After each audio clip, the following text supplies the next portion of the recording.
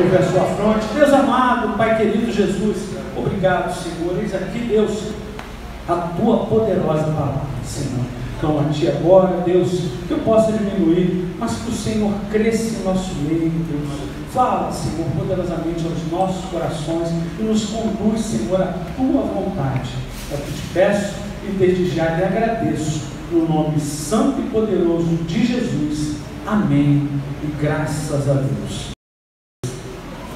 Salmo 91, ele é pequeno, muito conhecido, tem gente que até já decorou o Salmo 91, e hoje nós vamos falar um pouquinho sobre ele. Amém?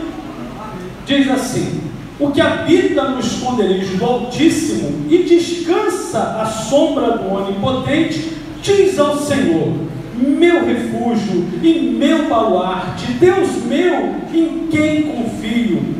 Pois ele te livrará do laço do passarinheiro e da peste perniciosa. Cobrir-te-á com as suas penas e sob as suas asas estarás seguros. E a sua verdade é pavês e escudo. Não te assustarás do terror noturno, nem da seta que voa de dia, nem da peste que se propaga nas trevas, nem da mortandade que assola o meio-dia. Caiam 1000 ao teu lado, 10.000 à tua direita, tu não serás atingido. Somente com os teus olhos contemplarás e verás o castigo dos ímpios.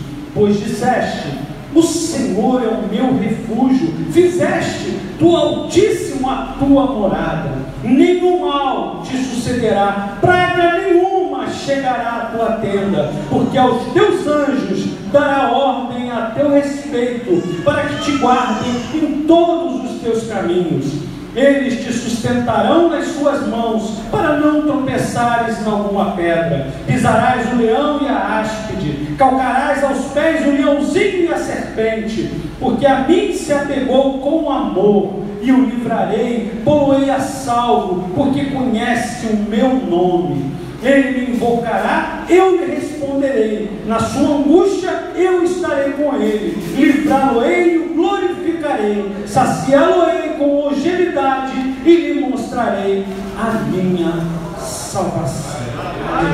Eu separei essencialmente 4 pontos.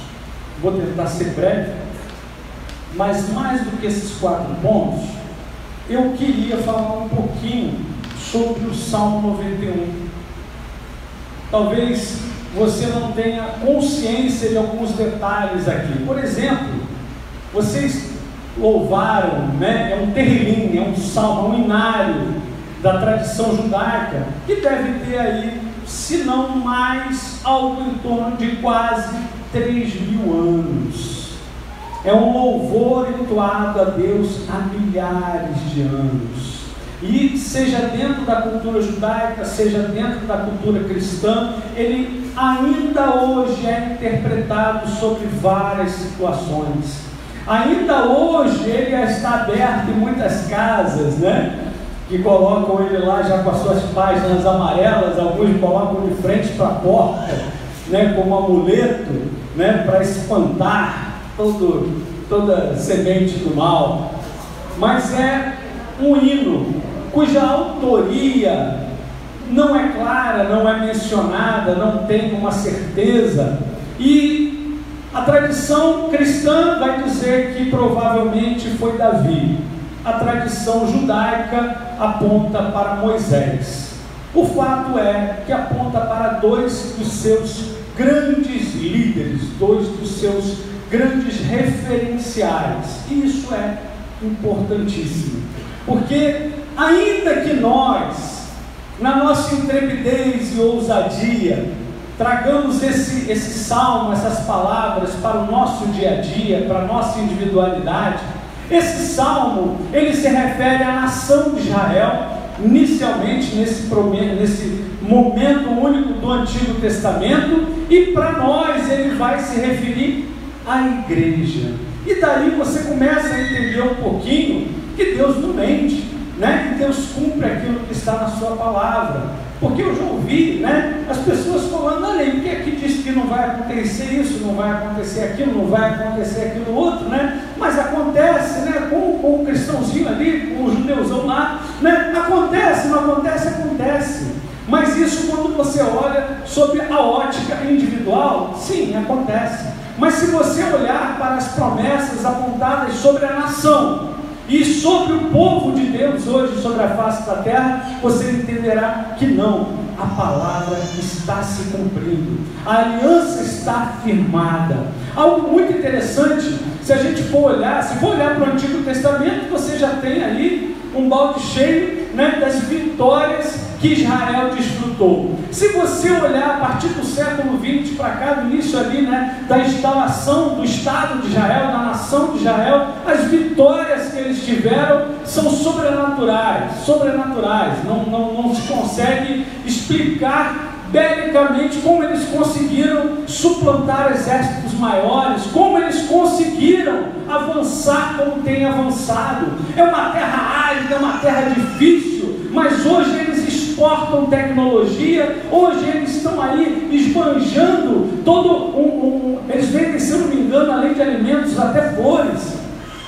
É uma coisa impressionante que o mundo não entende. Como pode florescer aquela terra? E a aliança foi estabelecida. Por isso muitos vão dizer que provavelmente esse salmo, e volto a dizer, isso é muito de especulação histórica, não tem um registro assim preciso para a gente estar ali realmente batendo o martelo, mas alguns vão dizer que Moisés teria composto esse hino, né? E vão dizer muito que é Moisés, porque o 90 é de Moisés, após o tabernáculo do Senhor ficar pronto. Então logo o tabernáculo ficou pronto, e há esse sentido de habitação tabernacular, né? Habitar, há esse sentido, e Moisés, inspirado pelo próprio Deus, falando não somente do que haveria de acontecer, mas falando do que ele havia visto na libertação do seu povo, onde, inclusive, quando eles viram os ímpios serem punidos, onde eles viram as coisas acontecendo com seus inimigos e eles sendo poupados, e nisso Moisés ali exalta e glorifica ao Senhor, mostrando que ele verdadeiramente tinha essa aliança, e através dele o seu povo tinha aquela aliança, assim como eu e você, através do Senhor Jesus, hoje nós temos essa aliança, e algo foi estabelecido e vai depender de nós, enquanto igreja, para que se cumpra. Nós devemos entender, e isso Paulo vai falar com muita propriedade, ele vai nos admoestar em todo o tempo, para nós preferirmos o próximo a nós mesmos, assim como o Senhor Jesus nos ensina. Ele vai explicar que nós devemos realmente nos suportarmos, nós devemos ajudarmos e entendermos que o propósito do Senhor tem que ser muito maior do que o meu e do que o seu propósito. A palavra de Deus vai dizer: pedi e não recebeis, porque pediste mal. Pedir mal é o que? É pedir para o seu bem próprio, para o seu próprio proveito, sem olhar para o que é hoje a igreja do Senhor, onde nós entendemos que se Cristo morreu por nós, hoje nós vivemos por Cristo, e a nossa vida é a igreja do Senhor, a portadora da palavra que traz a vida eterna neste mundo. E nós devemos refletir um pouco sobre isso, e já de cara ali algo que a gente tem que entender, logo no primeiro versículo, né, quando vai dizer: o que habita no esconderijo do Altíssimo e descansa à sombra do Onipotente. Algumas outras traduções vão falar um pouquinho diferente, né? Mas essencialmente vai falar de habitar e vai falar de descanso. E algo, quando eu estava estudando, eu achei muito interessante, que já começa esse hino, esse salmo, ele já começa trazendo uma característica que a gente tem que entender, porque a palavra em hebraico que foi interpretada, foi traduzida como habitar, é aquele que se assenta na casa. Ele aponta para a figura de alguém que está na casa do Senhor, está assentado na casa do Senhor. E a tradução judaica, o entendimento judaico vai dizer que aquele que está assentado na casa do Senhor está debruçado sobre a sua palavra. Entende? Aquele que está assentado na casa do Senhor, esse está debruçado sobre a palavra, sobre a lei. E nós estamos falando do Antigo Testamento, onde a graça do Antigo Testamento se chama lei. E esse que faz isso na casa do Senhor, à noite, ele descansa tranquilamente, porque ele está guardado pelo Senhor. O Senhor nos guarda, uma vez que nós estamos com Ele. E aí você vai ver no versículo 2, quando ele vai falar, diz ao Senhor,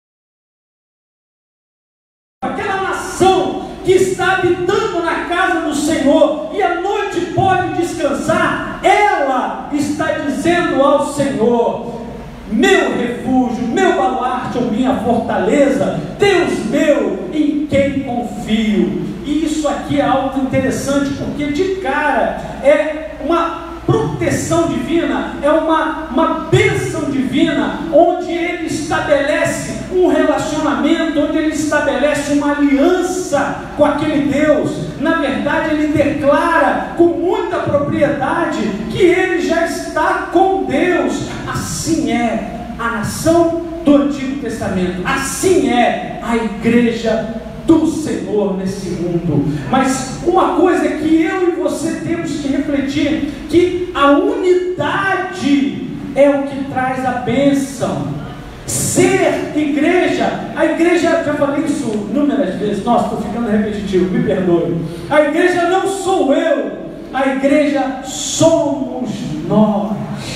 Esse corpo coletivo, formado de muitos membros, onde o Senhor usa especificamente cada um desses membros, à medida que nos unimos, à medida que nos congregamos, que somos realmente unidos direitinho, a bênção é cumprida em nós. Nós conseguimos marchar, nós conseguimos ver as vitórias, nós conseguimos ver a mão de Deus sobre nós.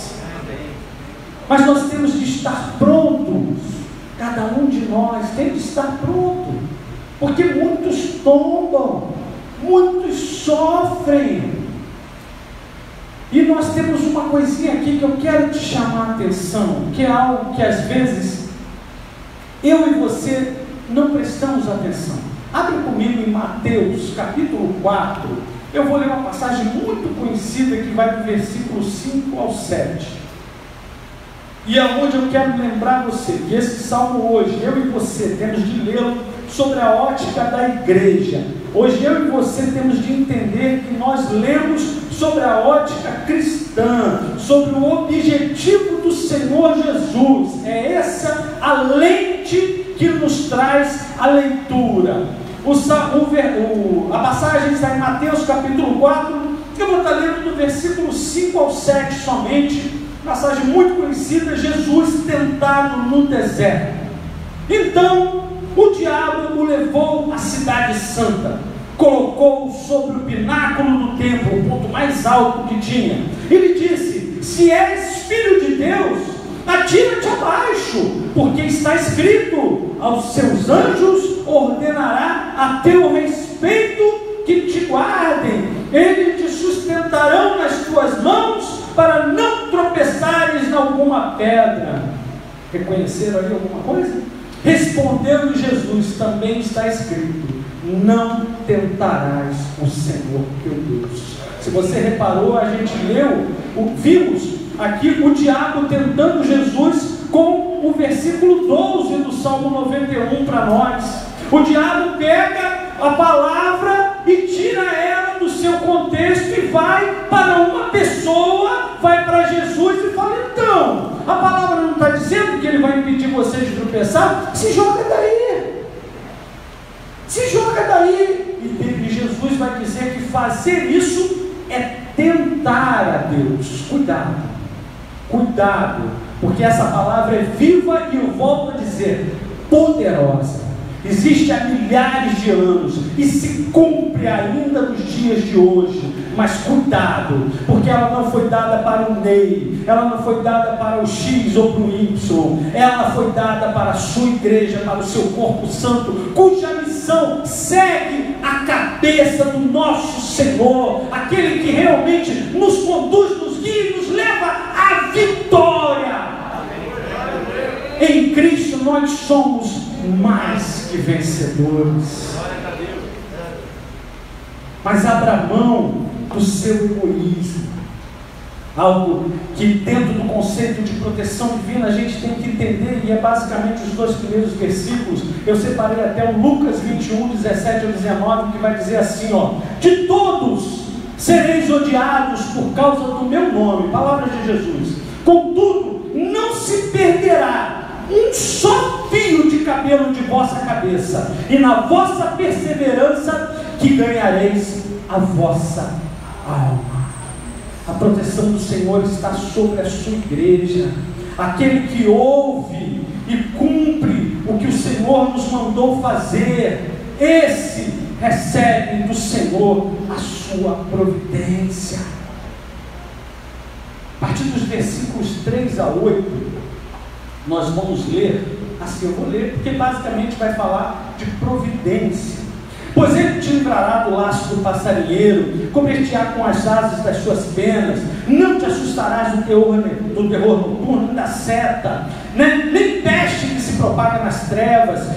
Vai falar que vai cair 1000 ao teu lado, 10.000 ao teu outro lado, somente os teus olhos contemplarão e verão o castigo dos ímpios. Aqui eu quero que você entenda que ele está anunciando as suas providências. E algumas curiosidades aqui, quando ele vai falar nesse ponto aqui, claro que, irmãos, claro que eu posso trazer para um pouco da minha vida, claro, eu entendo, porque Deus faz isso comigo e com você em todo tempo. Ele tem nos livrado, Ele tem nos dado providência. É Ele, e não há outro.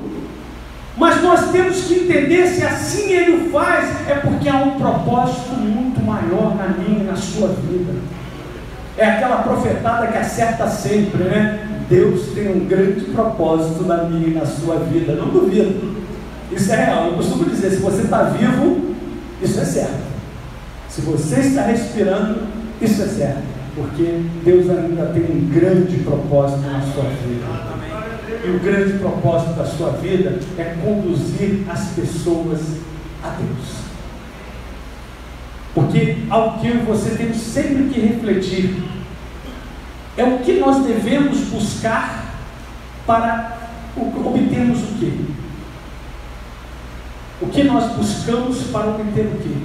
Porque a gente às vezes se perde e o mundo é muito confuso. O mundo, eu costumo dizer que as tentações do mundo são como um mágico, que nos distrai nos seus truques, e a gente esquece até o que a gente estava fazendo. A gente esquece que o nosso alvo é Cristo, a gente esquece que o nosso objetivo é a cruz, e muitas das vezes nós nos distraímos em tantas coisas e perdemos aquilo que realmente importa. Aí eu tive ponto, separei aqui para falar da providência divina.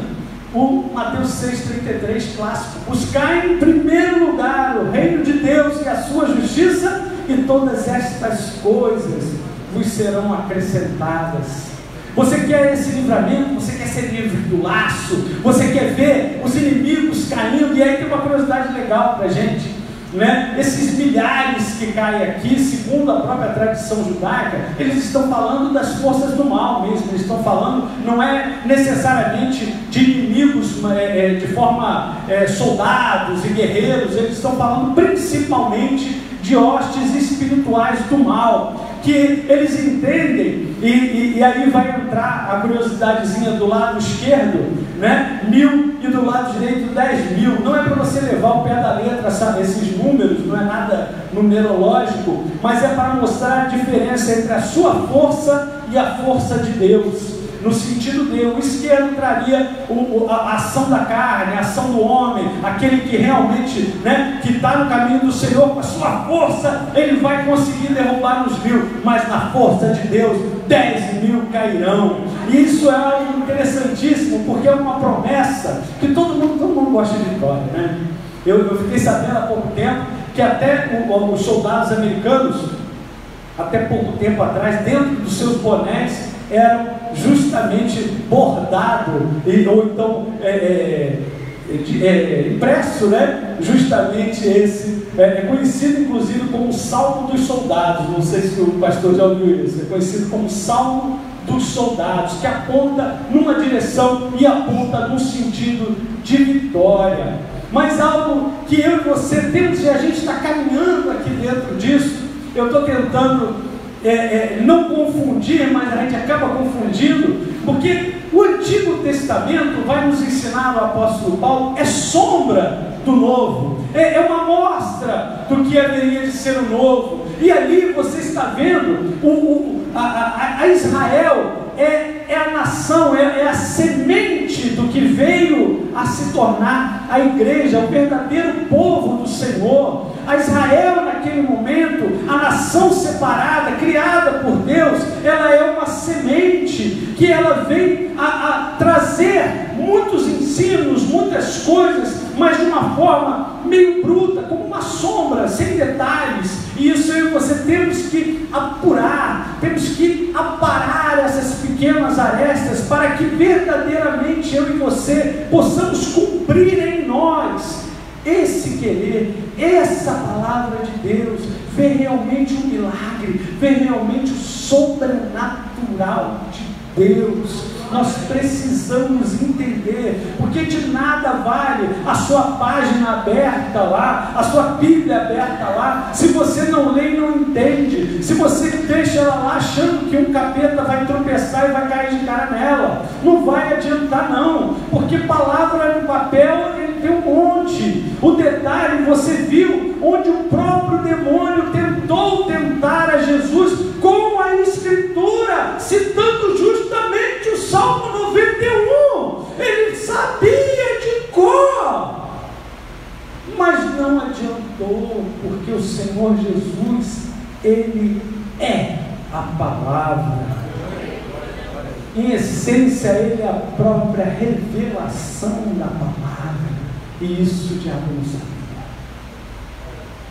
E ali eu e você devemos entender que não somente o Salmo 91, mas toda a Escritura, a nossa ótica tem de ser a partir do Senhor Jesus. E o Senhor Jesus veio a esse mundo para que eu e você tivéssemos vida em abundância. Ele veio a esse mundo para pagar um preço de sangue que eu e você não poderíamos pagar, e Ele pagou com realmente empenho e com muito amor. Ele morreu naquela cruz para que todo aquele que nele crê não pereça, mas tenha vida eterna. Mas nós entendemos, como já disse, que uma vez que Cristo morreu por nós, hoje cabe a mim, a você, a igreja do Senhor, nós, essa unidade, cabe a nós vivermos como Cristo assim quer, segundo a sua vontade. Eu assistia ontem um testemunho muito lindo, não conhecia. Interessante que durou, acho que um vídeo de 7 minutos, né, sobre o início da vida do reverendo Hernando Dias Lopes, muito conhecido de muitos aqui. Ele veio de uma família muito pobre, e um dos sonhos dele, né, era ser advogado e político. Era o sonho dele ser advogado e político, e nesse momento ele já estava na igreja. E aí diz ele, nesse testemunho, que ele chegou para um presbítero da igreja, empolgado, e falou: então, eu vou me tornar um bom advogado, um grande político, e aí, quando eu concluir esses sonhos, eu vou vir para a igreja e vou ser um homem de Deus. Aí o presbítero falou: você quer dar o resto para Deus? Deus não está precisando do seu resto não. E ali naquele momento Deus falou profundamente ao seu coração, e ele entendeu. Ele entendeu. E ali, não preciso nem dizer, ele abandonou os sonhos dele e viveu os sonhos de Deus. Ele cumpriu não o que ele queria, mas ele cumpriu o que Deus queria para ele. E hoje nós conhecemos a referência a um pregador, um homem de Deus, né? Uma pessoa que realmente dá um testemunho digno e fiel e tem anunciado a palavra pelo mundo inteiro, não somente por aqui, mas no mundo inteiro. E isso é algo que eu e você devemos entender, porque é exatamente o que Deus às vezes quer falar para mim, quer falar para você.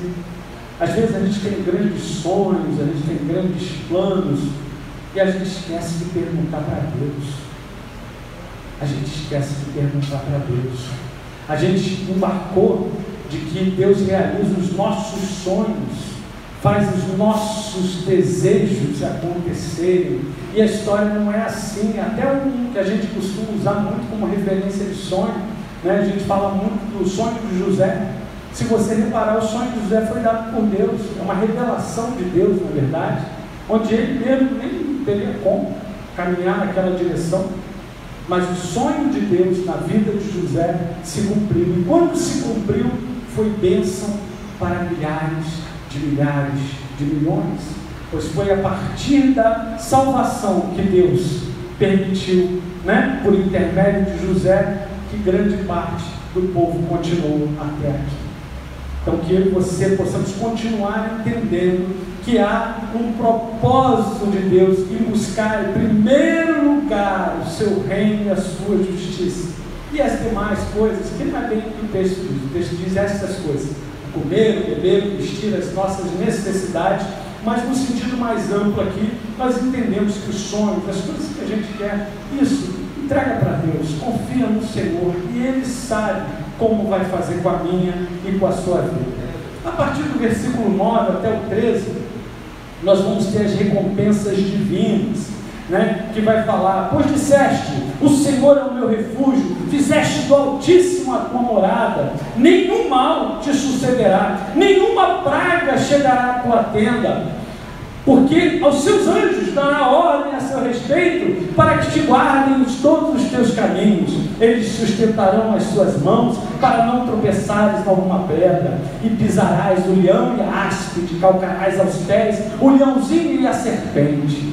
Nós entendemos aqui que é uma recompensa divina, um processo de recompensa divina, né? E algo interessante que eu separei para a gente, olhando sobre a ótica cristã: e tudo quanto fizeste, fazei-o de todo o coração, como ao Senhor e não aos homens, sabendo que recebereis do Senhor o galardão da herança, porque a Cristo, o Senhor, servis. Está em Colossenses 3, versículos 23 e 24.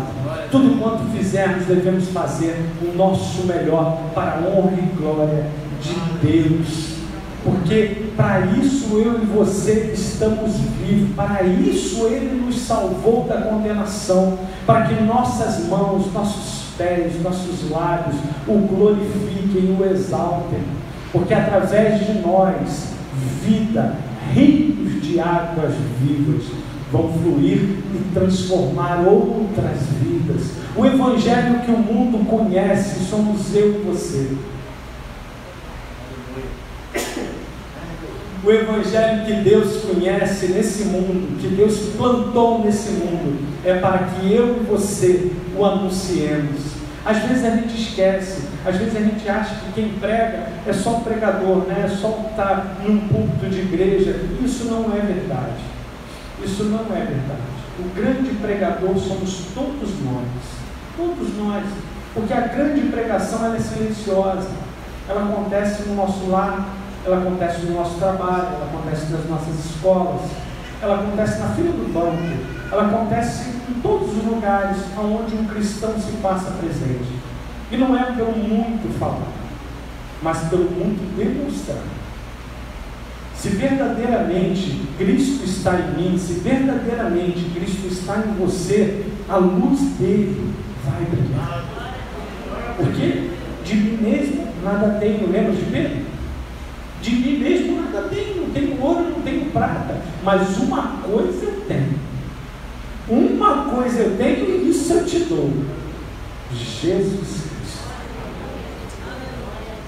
Que todos nós possamos ter esse entendimento de que isso, todo aquele que foi remido e salvo no Senhor, isso nós temos.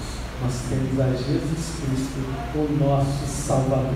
Aleluia. Amém? Amém. Glória a Deus.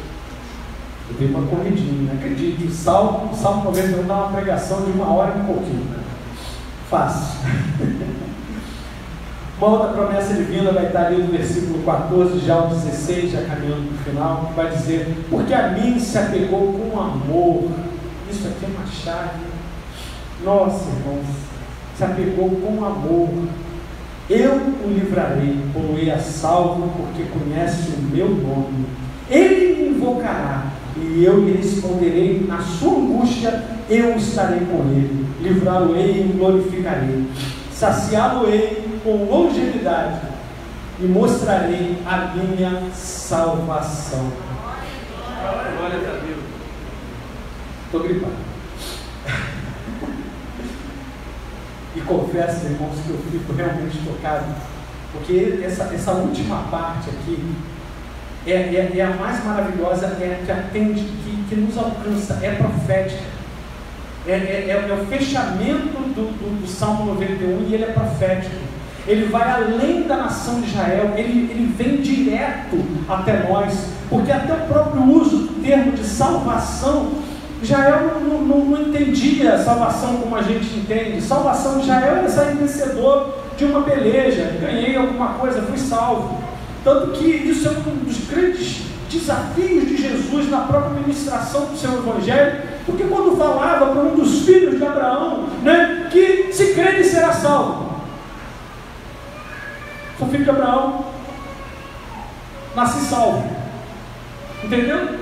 Para a nação de Israel, salvação era uma vitória já garantida deles. Eles nem entendiam que eles tinham alguma participação nisso, que eles tinham uma responsabilidade nisso. Mas aqui, para nós, ele vai falar: porque a mim se apegou com amor.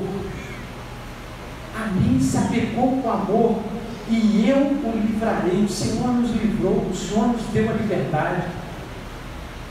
Pô-lo-ei a salvo, porque conhece o meu nome. Esse nome foi revelado no Antigo Testamento a Moisés. Moisés conheceu o nome de Deus, mas esse nome não foi dado ao povo. Esse nome era um nome santíssimo, que ficou entre Moisés e talvez ali um sacerdote, um sumo sacerdote ou outro, e aí é um dos grandes mistérios, né? Que o nome foi revelado se Moisés levou ou não levou, mas o fato é, para a sua igreja, ele nos deu um nome, que nós cantamos até hoje aqui, né? O nome que tem autoridade nos céus, na terra e abaixo da terra. Amém. E nós aprendemos a amá-lo, porque ele nos amou primeiro. E nós vimos o seu livramento, porque ele nos livrou da morte. E ele nos deu a salvação. Essa palavra é profética. Ela aponta para a igreja do Senhor. Ela mostra que à medida que nós o amamos, e nós somos a noiva que ama o seu noivo, à medida que o casamento vai chegando, essa união vai se fortalecendo, e o Senhor continua cumprindo aquilo que ele prometeu. Já para nós encerrarmos, eu convido você, eu gosto sempre de deixar um versículo. Abre comigo em Provérbios 3, vou deixar só o versículo 5 e 6.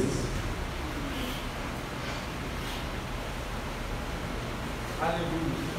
Glórias a Deus. Quero que você entenda que essencialmente algo, por mais que a incapacidade desse pregador traga, o essencial que eu quero que você saiba é da importância de você ser uma unidade com a igreja do Senhor nesse mundo. Você quer as bênçãos? Seja igreja. Não seja da igreja, seja igreja. Se você quer as bênçãos, tenha relacionamento com o noivo, tenha relacionamento com o nosso Deus Altíssimo. Se relacione, faça parte dessa união, e aí você verá o sobrenatural de Deus. Diz o Provérbios 3, versículos 5 e 6: confia no Senhor de todo o teu coração, e não te estribes no teu próprio entendimento. Reconhece-o em todos os teus caminhos e Ele endireitará as tuas veredas. Amém? Que o Senhor Jesus possa completar essa palavra no coração de cada um de nós, em nome de Jesus. Eu agradeço a oportunidade. Pastor Renan.